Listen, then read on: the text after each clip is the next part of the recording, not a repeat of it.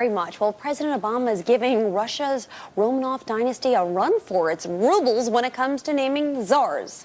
The Obama administration announced yesterday Washington Attorney Kenneth Feinberg is the new compensation czar. He's going to help set the pay of the top 100 executives at companies who have been bailed out by federal dollars. This marks, get this number, the 15th czar to be named by this administration in 5 months. That's versus Russia's 18 czars, which ran the Kremlin for more than 300 years. So are all these czars really needed? And when will the president have enough? Here is my take.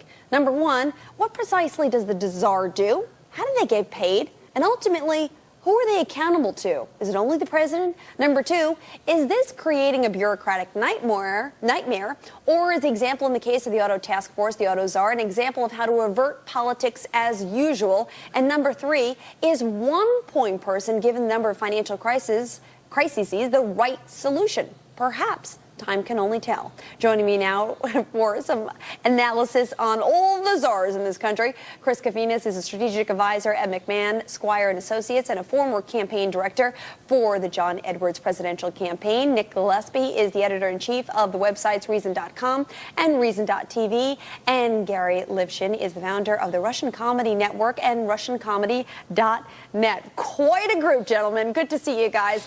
So, Chris, Thanks. you know, I understand there's some history here with czars, aside from those in Russia. We have them dating back to FDR, to Nixon, et cetera. Why so many czars? Are they all necessary? Well, I mean, first and foremost, I'm not sure that it's directly analogous to compare the czars that President Obama is appointing deal with public policy issues and the Russian czars, but putting that historical you're smiling, twist you're aside. Laughing. I mean, it's a kind of funny analogy. I mean, it's kind of a stretch to say the least.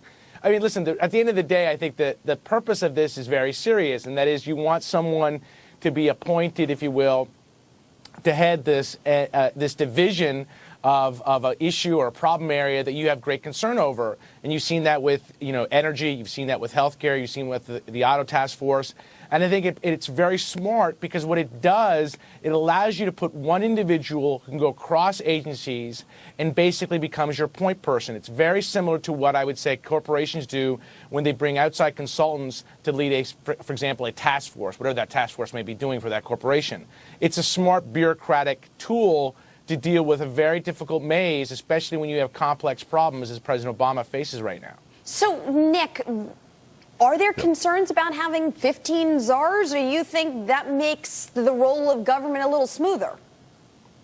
Well, in fact, Reuters is reporting that Obama has 21 czars, so we're not even sure how many czars there are, and, I'm sure he can back up a van and add as many more czars as he needs. But, the language here matters. I mean, I agree with Chris that one thing you look at is what are these people tasked with doing? In the case of the compensation czar, I mean, all this does is underscore how idiotic the TARP bailout and stimulus spending is. The government shouldn't be involved in this, and they should not be involved in running car companies, and they should not be involved in setting compensation. I mean, should they be picking the colors of the interiors for next year's fleet line coming out of Chrysler or GM as well? The government simply shouldn't be doing certain things. But when you look at the history of the czars, what you see, just like with the Romanovs, you see a track record of failure and empire building. Under Carter, there were inflation czars who did absolutely nothing to help the economic situation in the United States. Under Nixon, who appointed the first energy czar, a couple of years later, that became a cabinet-level agency, all to no really strong or clear end. The fact is that unlike in companies, czars and government officials are not really accountable to anybody, and that this actually screws up kinds of lines of communication. When you look at the drug czar, which is probably the only one of these czars that people actually know about and follow and hear about, the drug czar and the Drug Enforcement Administration, which are separate things, and various aspects of the Department of Justice, they all work at cross purposes, and most importantly, they fail at their stated goal of reducing consumption and ingress of drugs into the country. Okay, so Gary, look, you know a thing or two about Russia. I mean, is this comedic? Is this, is this smart? What is this? Well, Alexis, I mean, there's clear parallels here. I mean, obviously, Obama is very serious about czars. He's got 15. During the entire history, Russia only had 18. So I figure he's 3 away from a Bolshevik revolution. So we've got that going for him. The other thing, I mean, czar, I think, is a very appropriate name. Think about what a czar is. It's a power appointed by a higher power, so it's a perfect fit for that.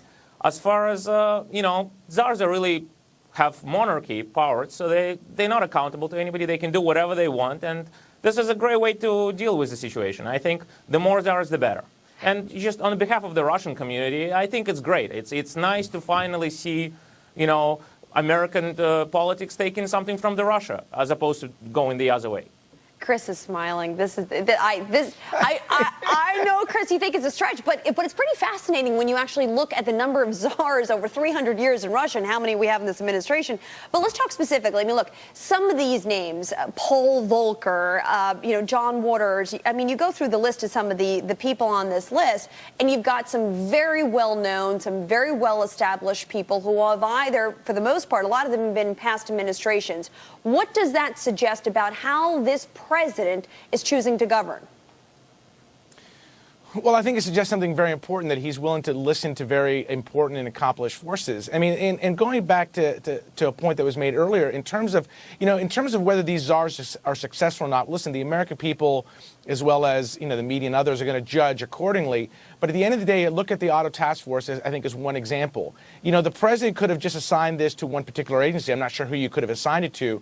Instead, he put if you will, an auto czar. And in doing so, I think, helped kind of focus the attentions of dealing with a very particular crisis. Doesn't mean that you appoint a czar and the problem goes away. What it does mean, I think, it gives you an ability to focus your energies and bring in, hopefully, some really good, smart people who are going to also focus their energies and their intellect. And in terms of accountability, listen, they are accountable at the end of the day to the President of the United States. That's someone pretty serious to be accountable to. Yep. And the difference, I would say, between this president and others is this president is going to hold these individuals' feet to the fire. It's interesting, Nick, I use that example of the auto task force. I know a lot of people don't like the net results, the net investment, but what the auto task force did in a couple months is something that should have been worked on over a decade here on the auto industry. So would you not give them a little bit of credit for at least putting the... What do you mean by that? The auto industry is one of the most heavily regulated and intruded upon industries in American history, certainly domestically owned people. The problem with the auto industry is not that it didn't have enough people telling them exactly what to do from Washington. The problem is that they had too many people doing that, and they had a series of really rotten executives. Oh, Nick, you can't at least honestly two of the three. That's just not right. That's absurd. How many of you? It's not Washington, D.C. that impacted the auto industry. The executives, the contracts with labor unions, it was so much bigger than that. They had egregious contracts. All of that took place in the context of a government that created particular types of incentives for particular types of cars or not, et cetera. What I'm saying is that... It wasn't government that forced them to create the gremlin, for goodness sake. Here, no, you know what? Actually, though, cafe standards and things like that did have an impact. I agree. The U.S. auto industry is largely responsible for its own demise. The cafe standards weren't even in effect. And, excuse me, but... the point of the fact there are import quotas, there are export quotas, et cetera. There is all kinds of government manipulation of the auto industry. If you think that a czar is going to be able to come in and help GM and Chrysler after decades of mismanagement and foolishness and also obstacles being thrown up from the government, it's like the cure is going to be the same thing as the disease. Gary, come in here. Gary, you talk to executives who have worked for these corporations their entire life, and they say they had a structure, a payment system that was inevitably going to fall apart regardless.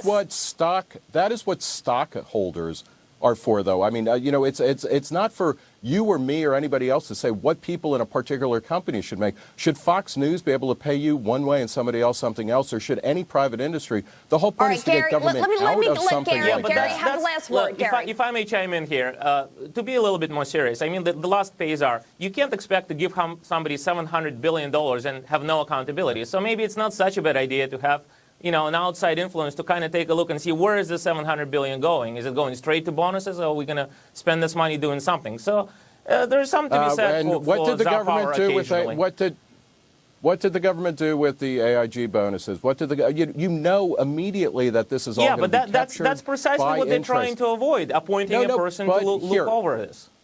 Yeah, no, and all I'm saying is that we already saw that happen already in the financial sector. What happened to the bonuses that caused so much consternation? Gentlemen, to be continued. I agree with you on compensation, too much intervention on some of these things, but these are outside people. They're supposed to, ideally, I guess, clarify the situation. I don't know if they do. The jury's still out. We'll continue our conversation. Chris, Nick, and Gary, thank you guys so much. Coming up, we've talked a lot about Apple versus Palm this week. Now a formal rival heads to the top job at Palm, and time is running out to make the switch to digital TV. The executive vice president of Comcast, David Cohen, breaks down just how much the transition will cost